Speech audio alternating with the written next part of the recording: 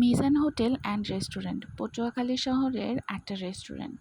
এখানকার মিষ্টি এতই অতুলনীয় স্বাদ, যেটা পুরো বাংলাদেশ কেন পুরো পৃথিবীতে আছে কি না বলার বাইরে। আর বরিশালের এই রসগোল্লাগুলো সত্যি কথা বলতে অতুলনীয় এবং অসাধারণ। হ্যালো এভরিওয়ান, আসসালামু আলাইকুম। কেমন আছেন সবাই?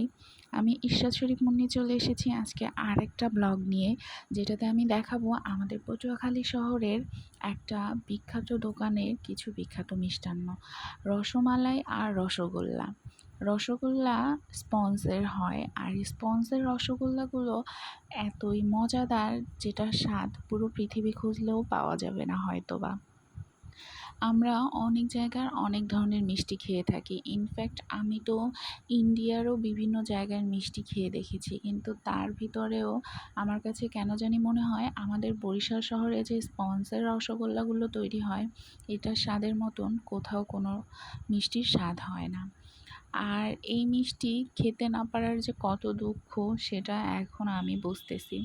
যখন খাওয়ার সময় ছিল তখন তো খেয়েছি, এখন আর খেতে পারছি না।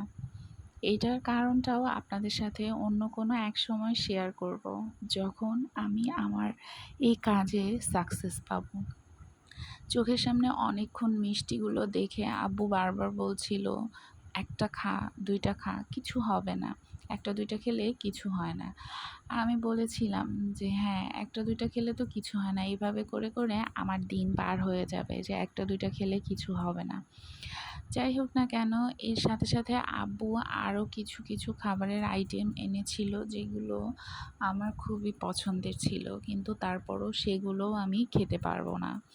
যাই হোক না কেন, দুঃখ ভারাক্রান্ত মন নিয়ে সবাইকে সার্ভ করে দিচ্ছিলাম, কারণ অন্যকে খাইয়ে যে শান্তিটা পাওয়া যায় নিজে খাওয়ার থেকে, সেটা বেশি।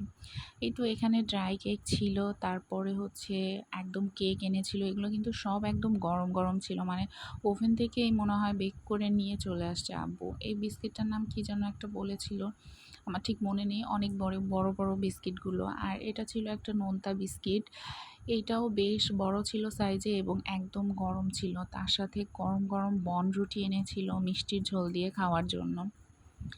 আর ছিল টোস্ট, আর এই টোস্টগুলো হচ্ছে চা দিয়ে ডুবিয়ে খেতে অনেক বেশি মজা। এই তো এইগুলো নিয়ে আজকের পুরো জমজমাট খাবার দাবার মুনতাহা তো মিষ্টি দেখে প্রথমেই ও এক বসায় 2 থেকে 3টা মিষ্টি খেয়ে উঠতে পারে। আর এইগুলো নিয়ে আমি আর দুঃখ ভারাক্রান্ত মন নিয়ে ছবি তুলছিলাম এবং ভিডিও করছিলাম। এরপরে আব্বু রাতে তরমুজ এনেছিল, তো মুনতাহা বলল সে তরমুজের আইসক্রিম খাবে, তাকে তরমুজের আইসক্রিম বানিয়ে দিতে। যদিও আমাদের আইসক্রিম বানানোর সরঞ্জামাদি নেই, তারপরও চেষ্টা করলাম এভাবে বানিয়ে দিতে। আল্লাহ হাফেজ। আজকের ভিডিওটা এই পর্যন্তই।